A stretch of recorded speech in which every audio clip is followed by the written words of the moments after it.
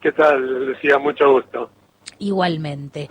Bueno, desde su especialidad, doctor en biología, queremos que nos haga o nos pinte un panorama de esta situación que estamos atravesando en este contexto de cambio climático. Sí, cómo no. Bueno, mire, Lucía, este es un problema crítico, real, que está acá para quedarse. Aparte, creo que lo que nos hace pensar este año en particular, porque está particularmente agudo la sequía, es darnos cuenta, como usted decía, de que, bueno, parece algo abstracto hasta que está pasando y ahora está pasando, cambio climático. Nosotros, los investigadores que trabajamos con este tipo de cosas, sabemos de estos escenarios, están predichos ya hace años. Sabemos que toda esta zona es un fenómeno regional, digamos, lo que estamos viendo. Más allá que se manifieste en un brazo del Chimehuín, es un fenómeno regional que ocurre en toda la cuenca Limay, en toda la cuenca Chubut, gran parte de la cordillera argentina y gran parte del centro de Chile. Digamos. La mega sequía de Chile y esto que estamos viendo acá son expresiones del mismo fenómeno particular. Y eso es cambio climático por cambios de escala global, que afectan particularmente a esta zona que sería el centro de Chile, la cordillera norte de Patagonia y un poco más al norte también. Y los pronósticos de clima para esta zona son que va a ser cada vez más seco. Si no se hace algo con respecto al cambio de la emisión de gases en general, el pronóstico es de que va a ser más seco. Ahora, eso es en la media va a ser más seco y va a ser bastante más seco. Nuestras predicciones dicen que la descarga, por ejemplo, del río Limay en general, o sea, toda la cuenca, va a reducirse un 30% en los próximos 70 años. Pero además de esa media, digamos, el cambio climático hay que entenderlo, que hay una cosa que es la media, o sea, el cambio medio, pero también hay periodos, ¿no?, más secos que otros. Estamos atravesando un periodo seco que ya lleva casi 10 años. Y que se hizo particularmente intenso en estos últimos 2 años y particularmente en este año. Entonces lo que estamos viendo es que en esos escenarios va a cambiar la media y también van a ser más frecuentes estos periodos de varios años muy secos. Después va a venir algún otro invierno nevador, más húmedo, va a suceder, pero va a ser más frecuente que experimentemos este tipo de sequías prolongadas. Nos vamos a tener que ir adaptando a esto con cambios de conducta, de costumbres. Por supuesto, a ver, el tema de la emisión de gases es una problemática mundial. Hay compromisos gubernamentales, lamentablemente quienes más emiten por ahí son los menos comprometidos, pero también desde nuestro lugar cada uno de nosotros puede hacer algún aporte. A veces parece tan mínimo que parece ridículo, pero en la sumatoria es realmente importante, ¿no?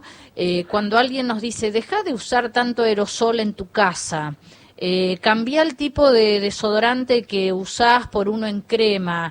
Bueno, parece una nimiedad y sin embargo cuando uno empieza a sumar mi aporte, el tuyo, el de al lado, el del otro, estamos haciéndole un gran favor al ambiente, ¿no? Sí. Sí, bueno, esa es la parte importante de entender el cambio climático y que hacer al respecto son justamente esas dos partes que usted mencionó.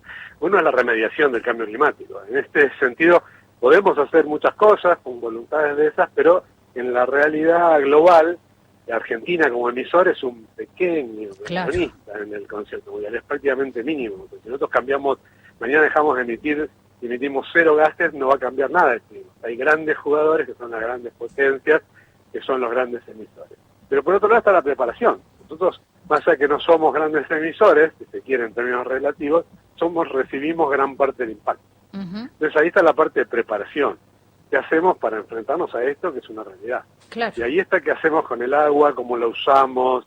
Yo siempre digo, lo que nosotros necesitamos en Patagonia, en esta parte, es cambiar la cultura del agua. Exacto. Cambiar nuestra cultura del agua. Hábitos y actitudes, ¿no? Hacia el agua. Entender, tal vez estos momentos de crisis extrema como estos son oportunidades para darnos cuenta del nivel de fragilidad que tenemos con respecto al uso del agua. Acá en esta zona, en el fin de los Andes, hay muchísimos pozos que están secos, las bombas colgadas, es una realidad muy, muy concreta. Y esto va a ser cada vez más frecuente. Entonces, es lógico que nos preparemos. Nos preparemos como individuos, nos preparemos como sociedad, y que nuestras autoridades también, ¿no? A nivel provincial y nacional también miren esto como un desafío para cambiar muchas cosas. Absolutamente.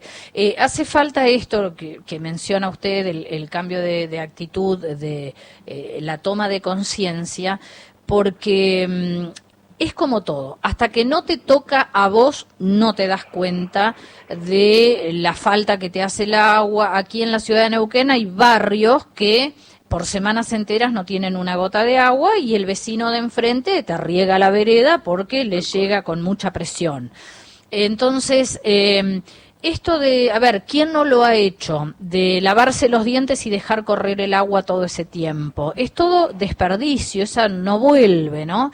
Bueno, esos cambios de hábitos, esa conciencia que hay que ir tomando, las campañas que tanto resultado dan en distintos aspectos con los más chiquititos desde el jardín de infantes, porque hay que ir educando. Parece mentira, pero hay que ir educando acerca de nuestras conductas respecto al consumo de algunos bienes, como es el agua, por ejemplo. Tal cual. Sí, es tal cual como usted dice. Nosotros tratamos de hacer mucha difusión y aprovechamos cada oportunidad como esta, cuando nos llama cualquier radio, porque es una oportunidad, o sea, el momento de crisis donde se experimenta para tratar de apalancar estos cambios, ¿no? Porque realmente en un momento van a ser críticos. Hoy son necesarios, en otro momento van a ser tremendamente críticos.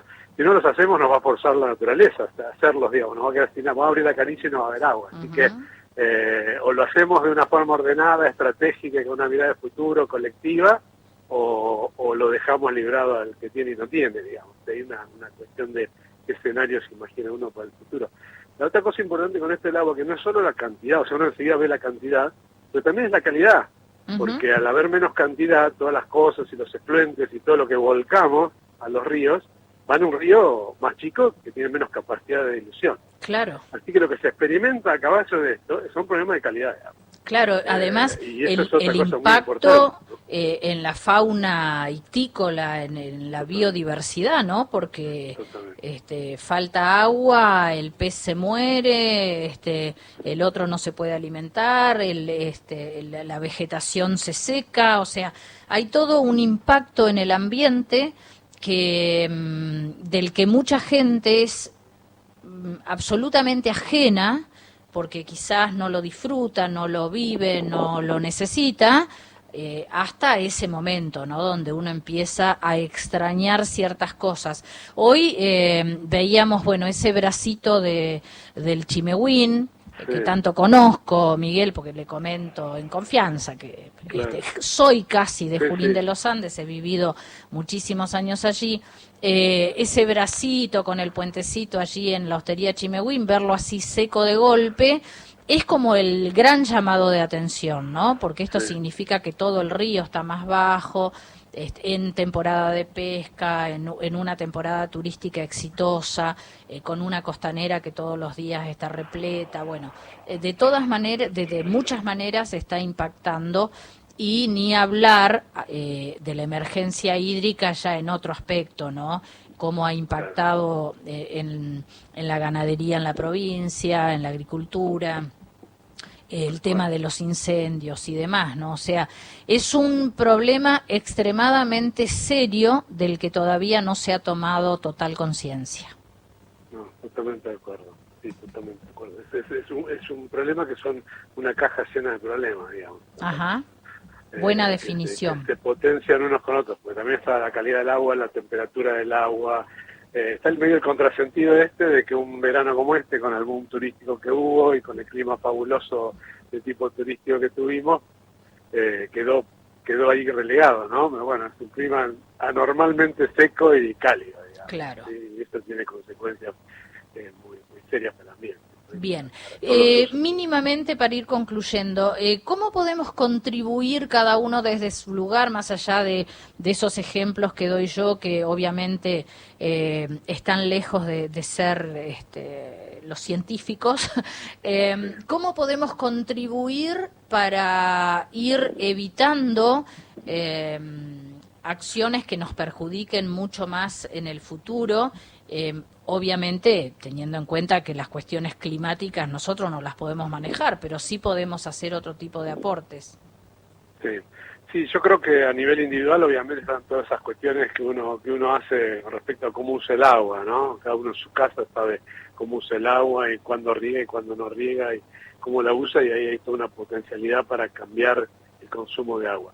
Yo creo de todas maneras que acá hay un rol muy importante de los municipios y de los gobiernos provinciales, donde esencialmente las dos esferas a las cuales hay que apalancar para mi campo.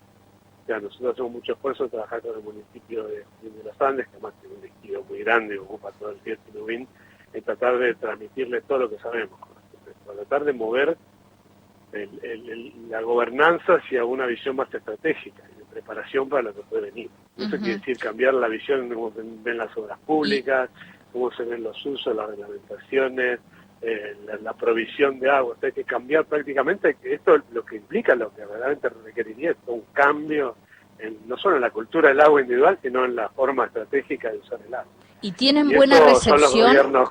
¿Tienen buena Sí. recepción con esas sugerencias? Sí, sí, por supuesto que sabemos que en general los gobiernos están siempre atravesados por el problema del día, que es más urgente, y ahora, bueno, este pasó a ser un tema urgente, el del agua este año, pero sí tenemos buena recepción. No diría que estamos viendo un cambio tremendo en cómo se hacen las cosas, pero creo que hay una realización de la seriedad del problema, y estamos en los primeros pasos, ¿no? La etapa de la sospecha, para ir hacia un cambio en las prácticas. Sí, son cambios paulatinos, no puede ser de un día para el otro, pero lo importante es que se tomen esas advertencias para empezar a modificar sistemas de trabajo, conductas, planificaciones, etcétera, ¿no? Tal cual, tal cual. Bien.